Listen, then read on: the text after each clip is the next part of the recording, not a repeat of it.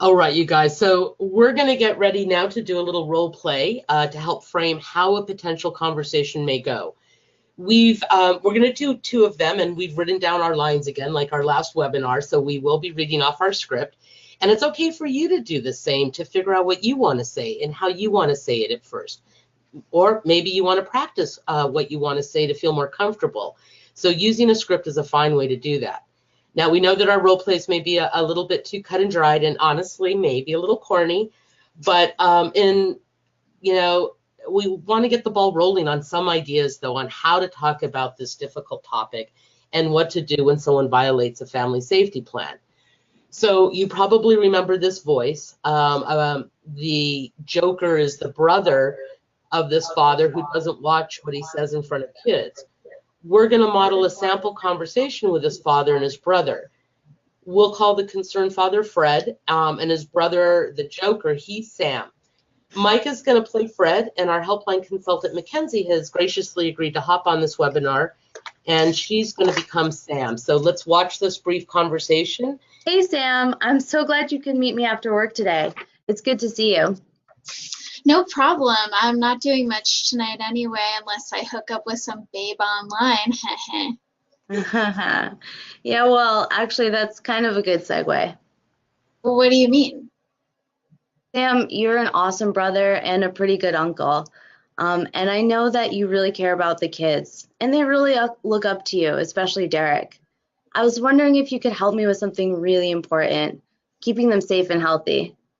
Well, you know I'd do anything for those guys. I love them like they're my own. Hey, wait, what does this have to do with me hooking up with some chick online? Well, I wanted to ask you to help me keep the kids safe by not talking about, things in your personal life or even as a joke that could include sexual content. Oh, are you kidding? This is what this is all about. Listen, okay. The kids are gonna hear about sex. And also, bro, I'm just joking. So stop being such a prude.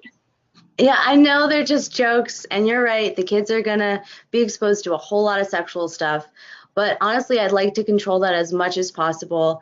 And I'm hoping that they'll learn about sex from me and their mom in an age-appropriate way, in an age-appropriate setting, not from jokes, not from swear words and stories that are much more mature than they should be hearing. Just hear me out for a second. Their mom and I have this safety plan for the kids that we believe will help protect them. And it includes rules about adults not exposing kids to mature sexual topics.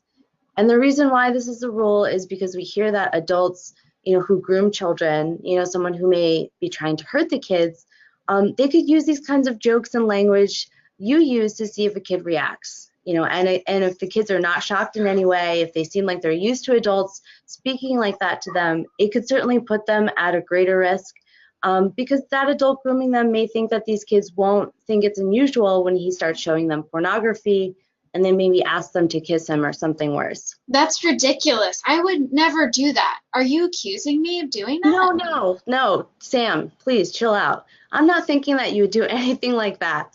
But I want to make sure that if anyone does try to hurt the kids, I've made it as difficult as possible for him. So if all of the adults, if you, me, Peggy, mom and dad, Peggy's parents, if even their coaches and their teachers use this child-friendly language and stay away from the dirty jokes and the swear words, then my kids will know that an adult who does speak like that to them is someone who isn't following the rules, and perhaps they'll be more likely to let me and Peggy know. Does that make sense? I guess so. I mean, it still feels like you're going overboard a bit. Kids just need to have fun. But look, you're right about one thing. I love these kids, so I'll agree to this safety plan of yours. Thanks, Sam. And actually, this isn't the whole plan. This is just a little piece of it. And since you're part of the family, we'd like you to have a copy of the whole plan. The kids know what it is, and if they know that you know it too, it'll make it even that much more important to them.